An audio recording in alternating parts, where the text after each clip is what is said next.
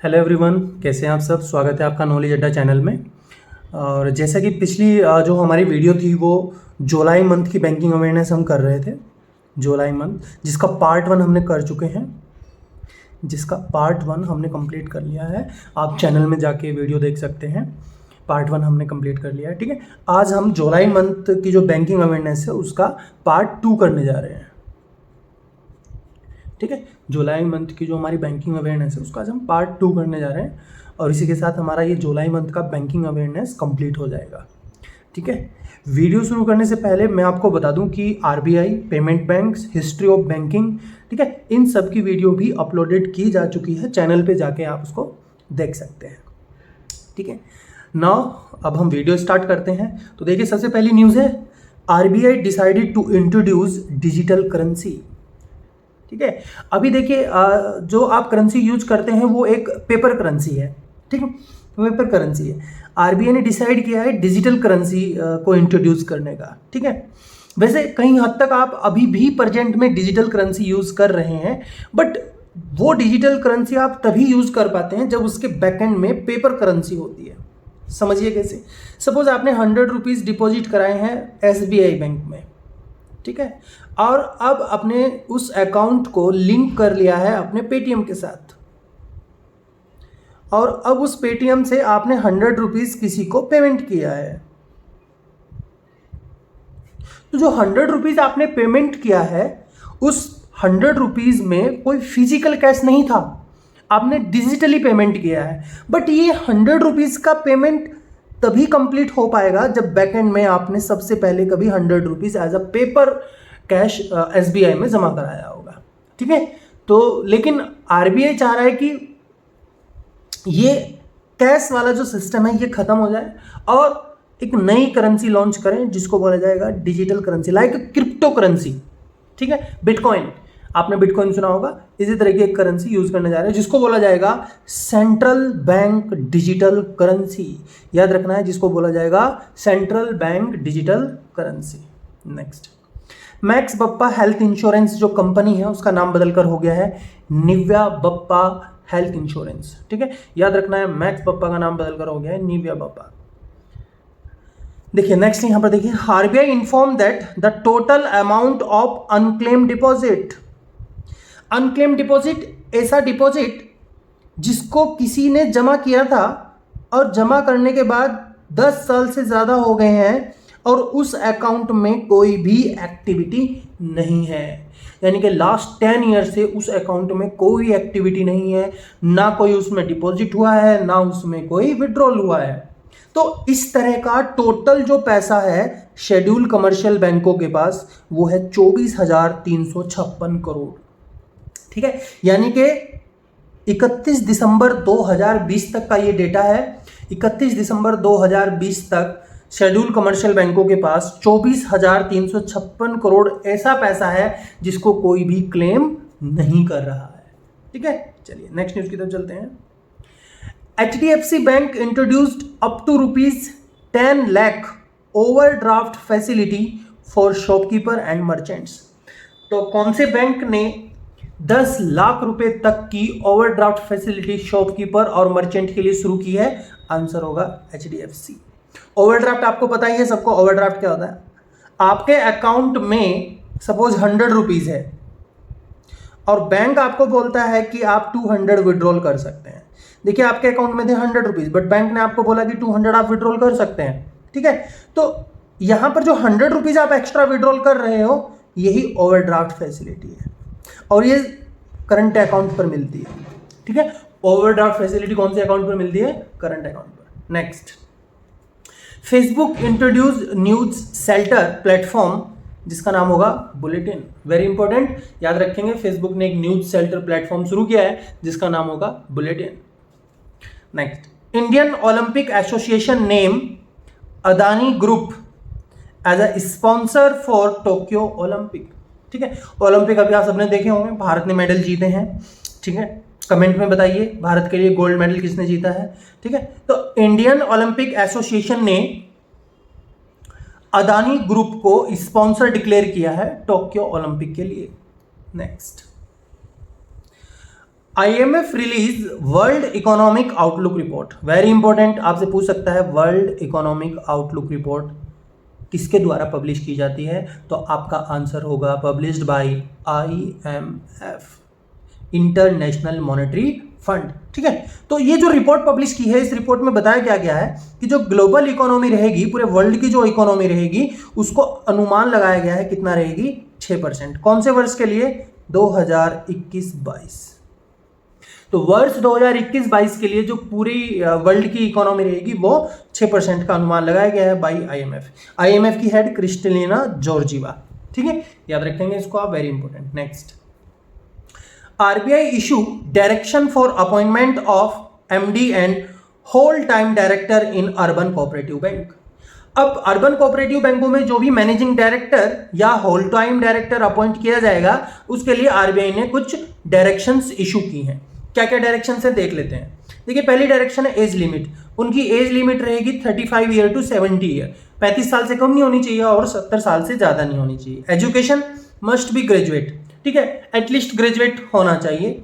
And experience 8 years, और उनको 8 साल का एक्सपीरियंस होना चाहिए। यानी कि अगर अब अर्बन कोऑपरेटिव बैंकों में कोई भी MD या होल टाइम डायरेक्टर अपॉइंट किया जाएगा तो उसको ये कंडीशन फुलफिल करनी होगी। ठीक है,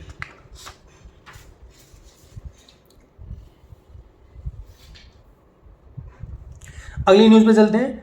SBI general insurance launch health insurance plan. देखिए, SBI जनरल इंश्योरेंस ने एक हेल्थ इंश्योरेंस प्लान लॉन्च किया है जिसका नाम होगा आरोग्य सुप्रीम, जिसका नाम होगा आरोग्य सुप्रीम। और इस प्लान के अंतर्गत आपको जो इंश्योरेंस कवर अप मिलेगा वो 5 करोड़ तक का होगा। ठीक है, तो आरोग्य सुप्रीम किसके द्वारा लॉन्च किया गया है, बाय SBI जनरल इंश्योरेंस। ठीक है, नेक्स्ट न्यूज पे चलते हैं। RBI directed bank to shift from LIBOR to ARR। देखिए, पहले समझिए लिबोर क्या है, London interbank offer rate. LIBOR क्या है, London interbank offer rate. LIBOR है लंदन इंटरबैंक ऑफर रेट। समझिए क्या है, मान लीजिए SBI को कुछ पैसे लेने हैं PNB से। ठीक है, SBI को कुछ पैसे लेने हैं PNB से, तो यहां पर जो भी रेट ऑफ इंटरेस्ट लगेगा इन दोनों बैंकों के बीच में वो लिबोर से डिसाइड होगा। ठीक है, भारत में इसको मिबोर बोलते हैं, MIBOR, Mumbai interbank offer rate. Bharat में इसको बोला जाता है MIBOR, Mumbai interbank offer rate. यानी कि आपस में बैंक जब एक दूसरे को लोन देते हैं तो उस पर क्या ऑफर रेट चार्ज की जाती है, उसी को हम बोलते हैं लिबोर। भारत में इसको बोला जाता है मिबोर। तो RBI ने बोला है कि सभी बैंक लिबोर से शिफ्ट हो जाएंगे किस पर, ARR पर, अल्टरनेट रेफरेंस रेट। ये भारत का अपना है अल्टरनेट रेफरेंस रेट। अब इसी को यूज करना है, और इसको कब तक यूज करना है, 31 दिसंबर 2021 तक यूज करना है। Next, Mastercard, Mumbai metro and Axis Bank, इन तीनों ने मिलकर एक कार्ड लॉन्च किया है, वन मुंबई मेट्रो कार्ड, जिस कार्ड की हेल्प से आप पूरी मुंबई में मेट्रो में एक ही कार्ड को यूज कर सकते हैं। ठीक है, याद रखना है आपको। तो one Mumbai metro card launched by Mastercard, Mumbai metro and Axis Bank, इन तीनों ने मिलकर शुरू किया है। देखिए, Bhutan become the first country to adopt UPI standard for its QR deployment.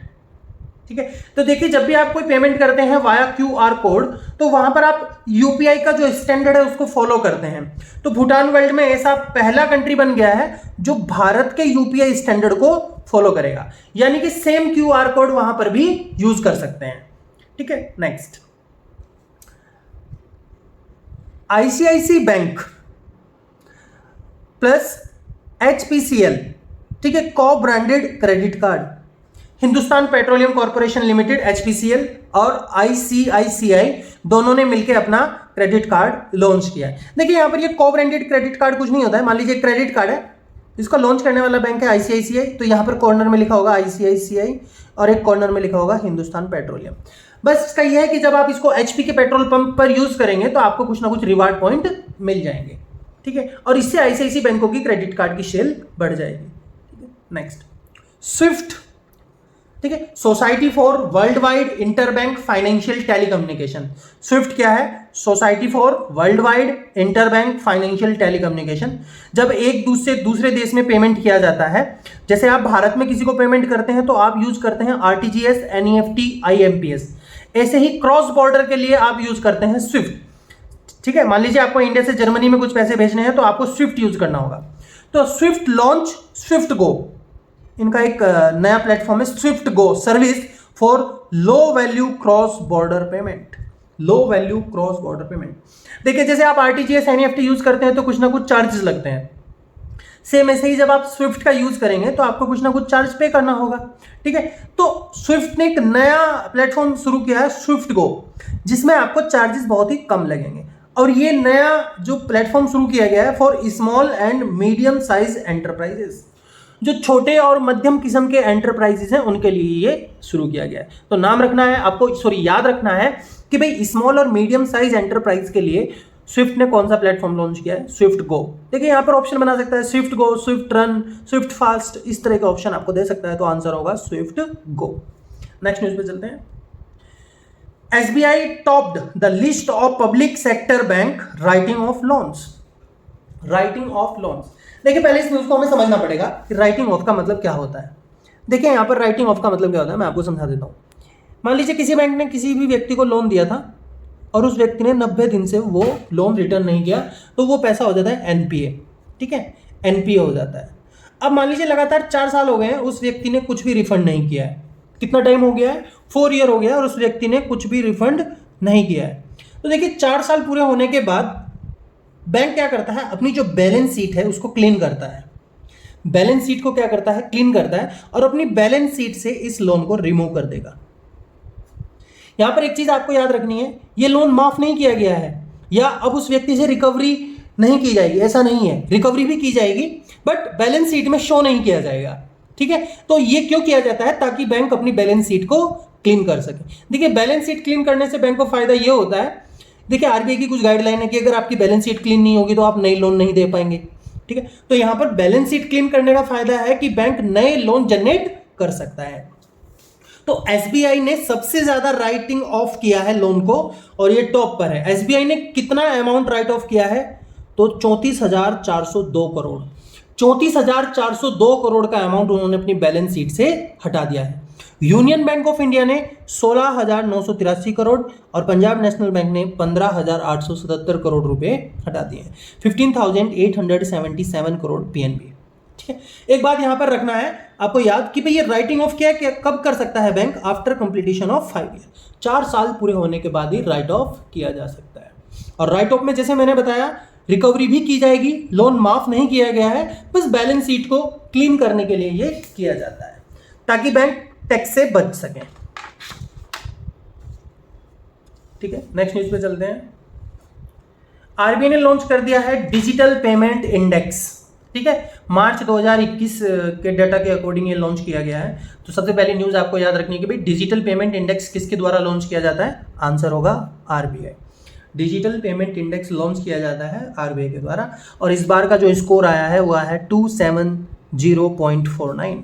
यानी कि भारत में जो डिजिटल पेमेंट की हैबिट है वो लगातार बढ़ रही है। ये स्कोर हमें ये बताता है कि ये लगातार बढ़ रही है। ये अप्रोक्स पिछली बार के जो स्कोर था उससे 30 पॉइंट्स ज़्यादा है। ठीक है, यानी कि लोगों में लगातार डिजिटल पेमेंट की हैबिट बढ़ रही है। Next, RBI allowed NBFC, non banking finance companies, ऐसी कंपनीज जो बैंक नहीं है बट फाइनेंशियल एक्टिविटी में इन्वॉल्व है। आरबीआई ने उनको अलाउ कर दिया है to participate in RTGS and NEFT. अब एनबीएफसी भी आरटीजीएस एनईएफटी का यूज कर सकते हैं। कमेंट में आप लोग मुझे आरटीजीएस और एनईएफटी की फुल फॉर्म बताइए। ठीक है, next, RBI cancelled the licence of Madgaon urban cooperative bank. ठीक है, तो आरबीआई ने मडगाम अर्बन कोऑपरेटिव बैंक का लाइसेंस निरस्त कर दिया है। Next, Sarvodaya small finance bank launch health and wellness saving account. ठीक है, तो सर्वोदय स्मॉल फाइनेंस बैंक ने एक नया अकाउंट लॉन्च किया है, health and wellness saving account, और इस अकाउंट में आपको हेल्थ इंश्योरेंस मिलेगा 25 लाख तक का। और इस अकाउंट में आपको 25 लाख रुपए तक का हेल्थ इंश्योरेंस मिलेगा। नेक्स्ट, ज्ञान धन रिसीव एनबीएफसी लाइसेंस। ज्ञान धन ने एनबीएफसी का लाइसेंस आरबीआई से प्राप्त कर लिया है। ठीक है, याद रखना है आपको, अगर आप भी एनबीएफसी का लाइसेंस लेना चाहते हैं तो आपके पास मिनिमम कैपिटल होनी चाहिए 2 करोड़। तो अगर कोई भी एनबीएफसी है और वो अपने आप को कोई भी फाइनेंशियल कंपनी है और वो अपने आप को एज अ एनबीएफसी शुरू करना चाहते हैं तो उनके पास कैपिटल होनी चाहिए 2 crore. Next, IMF governor approved its largest 650 billion SDR allocation. SDR allocation, देखिए न्यूज़ को समझते हैं। SDR क्या है? SDR एक आर्टिफिशियल करेंसी है IMF की। SDR क्या है? एक आर्टिफिशियल करेंसी है IMF की। देखिए इसमें क्या है, आपका जो भी कंट्रीज IMF की मेंबर हैं, एज ए मेंबर उनको कुछ पार्ट IMF में क्या कराना पड़ता है? डिपॉजिट कराना पड़ता है। और जो पार्ट, सपोज हम इंडिया के रिगार्डिंग एग्जांपल समझते हैं। अब इंडिया IMF का मेंबर है तो उसको एज अ मेंबर कुछ पार्ट वहाँ पर डिपॉजिट कराना होगा। तो जो पार्ट डिपॉजिट कराना होगा वो पार्ट रुपये में डिपॉजिट नहीं कराया जाएगा, वो कुछ अमाउंट डॉलर में, कुछ अमाउंट यूरो में, कुछ अमाउंट पाउंड में, कुछ चाइनीज़ करेंसी येन में, कुछ युआन में। ठीक है, इस तरीके से ये जमा कराया जाएगा। अब इन सब करेंसीज को मिला दें अगर हम एक साथ, तो एक टर्म निकल कर आती है, उसी को हम बोलते हैं SDR। उसी को हम क्या बोलते हैं? SDR। यानी कि अब IMF के पास टोटल जो SDR होगा वो 650 बिलियन होगा। इसको इसलिए बढ़ाया गया है ताकि ऐसी कंट्रीज जो कोविड से स्ट्रेस में हैं उनकी हेल्प की जा सके। ठीक है, तो सभी मेंबर कंट्रीज को अब और ज़्यादा डिपॉजिट कराना होगा IMF में, और फिर उससे जो टोटल कलेक्शन होगा उसको SDR बोला जाएगा, और उस अमाउंट को IMF अलग अलग देशों की सहायता के लिए खर्च करेगा। ठीक है, तो ये था आपका जुलाई मंथ का part 2। Please like and subscribe करना ना भूलें, और आप मई जून की वीडियो चैनल पर जाकर देख सकते हैं। देखिए, आप जितना से ज़्यादा सब्सक्राइब करेंगे उतना ही मोटिवेशन होगा। Thank you.